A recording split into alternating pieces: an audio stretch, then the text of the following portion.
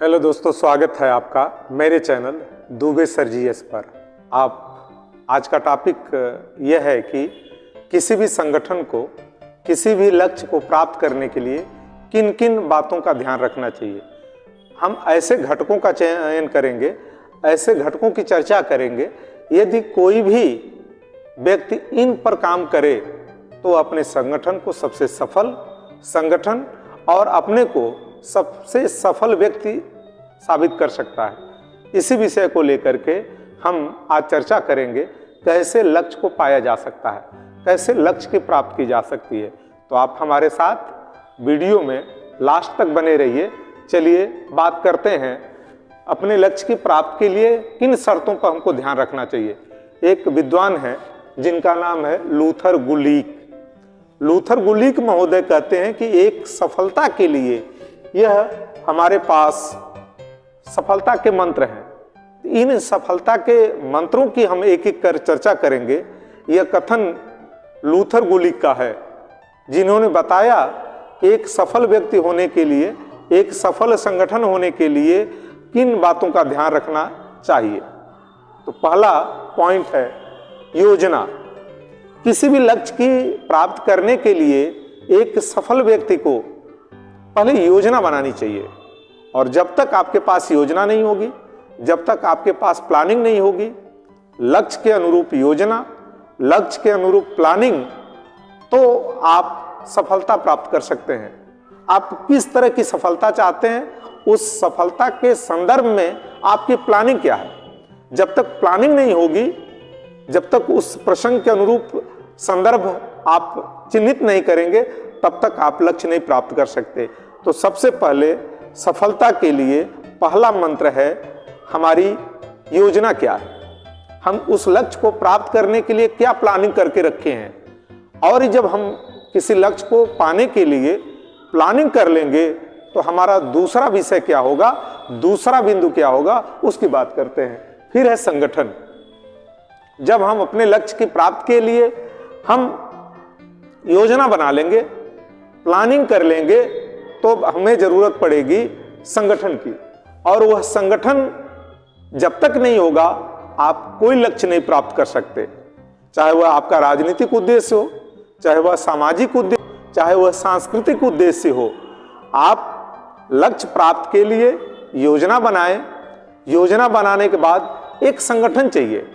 जब तक संगठन नहीं होगा तब तक आप कोई लक्ष्य प्राप्त नहीं कर सकते। आप देख लीजिए, हमारे देश में या किसी भी क्षेत्र में तमाम तरह के सामाजिक संगठन काम करते हैं, तमाम तरह के राजनीतिक संगठन काम करते हैं। आप राजनीतिक संगठन की बात कर लें तो भाजपा है, कांग्रेस है, जो बड़ी राष्ट्रीय पार्टियां हैं। इसके इतर जो छोटी पार्टियां प्रदेश स्तर की हैं किसी की, या सामाजिक संगठन है, जमायत हिंद है, आरएसएस है, ये सारे संगठन जो काम कर रहे हैं, यह अपने लक्ष्य को इसलिए प्राप्त करते हैं कि यह लक्ष्य को सेंटर में रख करके, केंद्र में रख करके योजना बनाते हैं। उस योजना को बनाने के बाद संगठन तैयार किए। संगठन में सदस्यों की जिम्मेदारी सुनिश्चित की जाती है।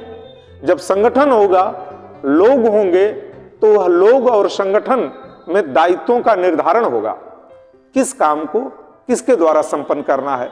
तो संगठन में दायित्व का निर्धारण, जिम्मेदारियों का बंटवारा, और यह सब जब आप कर लेंगे तो तीसरे पॉइंट की बात आती है, वह है कर्मचारी। जब आप संगठन खड़ा करेंगे तो उसमें कुछ ऐसे लोगों को रखना पड़ेगा, ऐसे कर्मचारी होंगे जो आपके लिए काम करेंगे।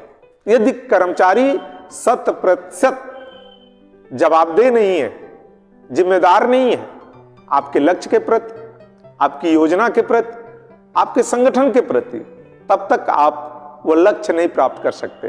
तो सबसे पहले हमें योजना बनानी है, फिर संगठन खड़ा करना है।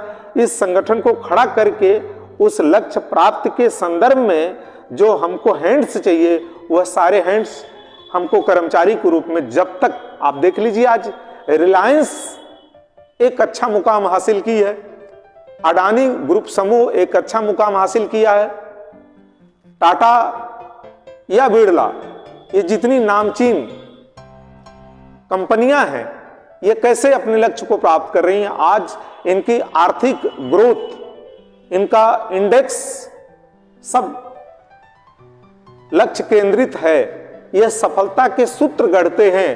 तो यह सारे लोग लूथर गुलिक के इन सारे बिंदुओं को अक्षरशः पालन करते हैं। योजना, संगठन, कर्मचारी। आज रिलायंस की धूम है, टाटा समूह की धूम है, अडानी समूह की धूम है, तो उनके जवाबदेह और जिम्मेदार कर्मचारी। जब तक आपके जिम्मेदार संगठन में, जब तक आपके इस योजना में जिम्मेदार कर्मचारी नहीं होंगे, तब तक आप कोई लक्ष्य नहीं प्राप्त कर सकते। वह किसी तरह का लक्ष्य हो, चाहे वह औद्योगिक हो, चाहे वह सामाजिक हो, चाहे वह सांस्कृतिक हो, अथवा एक स्वरूप में राजनीतिक ही क्यों न हो। ऐसे में अब बारी आती है निर्देशन की। ये सारे लोग किसके अंदर में काम करेंगे? एक निर्देशक होना चाहिए, एक डायरेक्टर होना चाहिए, एक जवाबदेह, जिम्मेदार, सूझबूझ का। यदि निर्देशक नहीं है तो आप कोई सफलता हासिल नहीं कर सकते। निर्देशक बहुत लोग हैं, बहुत लोग डायरेक्टर का काम कर रहे हैं, बहुत लोग डायरेक्शन दे रहे हैं, लेकिन कुछ ही लोग सफलता के सूत्र गढ़ते हैं, सफलता को प्राप्त करते हैं। तो वह क्यों? क्योंकि उनका निर्देशन, उनका डायरेक्शन अंतर्दृष्टि और सूझ के साथ होता है। मैं एक उदाहरण दे रहा हूं।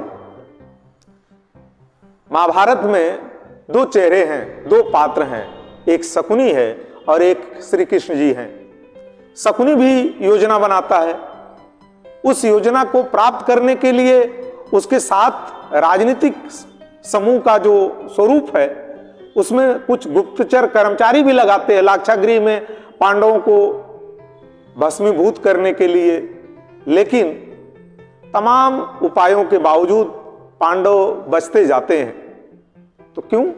क्योंकि उनके पास एक अच्छा निर्देशन था, महाराज योगीराज श्री कृष्ण का। चाहे वह लाक्षागृह हो, चाहे वह घटोत्कच के माध्यम से अर्जुन की रक्षा हो, या इस तरह के अनेकों प्रसंग हैं महाभारत काल में। आप रामचरितमानस में भी देख लें, इस तरह के तमाम ऐसे प्रसंग आएंगे जिसमें पूरी कहानी बड़ी सरपट दौड़ती है। क्यों? क्योंकि वह पूरा का पूरा रामायण, पूरा का पूरा रामचरितमानस राम के निर्देशन में इर्द गिर्द घूमता है। महाभारत कृष्ण के निर्देशन में इर्द गिर्द घूमता है। ये तो हमारे सांस्कृतिक धरोहर के ग्रंथों के माध्यम से मैंने आपको बताया। हमने अभी औद्योगिक समूह में अंबानी, अडानी या टाटा समूह की चर्चा की है, बिड़ला समूह की चर्चा की है। ये सारे लोग भी यदि एक एक करके सफलता गढ़ रहे हैं तो इनका सफल निर्देशन ही है। तो निर्देशन बहुत जबरदस्त होना चाहिए, और कृष्ण जी का निर्देशन बहुत गजब का था। इसीलिए वह सारी दुश्वारियों को पांचों पांडव सीमित मात्रा में, अल्प संसाधन में होने के बावजूद प्राप्त कर लिए।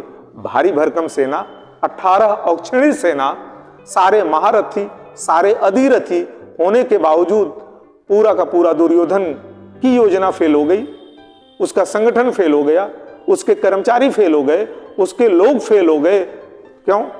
क्योंकि निर्देशन उनका गड़बड़ था। वह निर्देश किससे ले रहा था? शकुनी से। और पांडव किससे निर्देश ले रहे थे? वह योगीराज कृष्ण से, चक्रधारी सुदर्शन से निर्देशन ले रहे थे।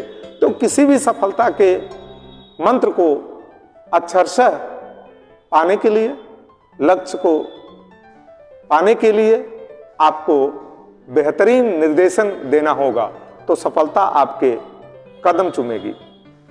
अगली बारी है, ये सब कुछ हो रहा है तो उसकी एक रिपोर्ट होनी चाहिए, प्रतिवेदन होना चाहिए, आख्या होनी चाहिए। जब तक आपके पास आपके कामों की आख्या नहीं होगी, रिपोर्ट नहीं होगी, प्रतिवेदन नहीं होगा, तब तक आप सफलता नहीं अर्जित कर सकते। इसलिए एक मैं बात बता दूं, किसी भी सफलता के लिए एक जो निर्देशक है उसको क्या करना चाहिए?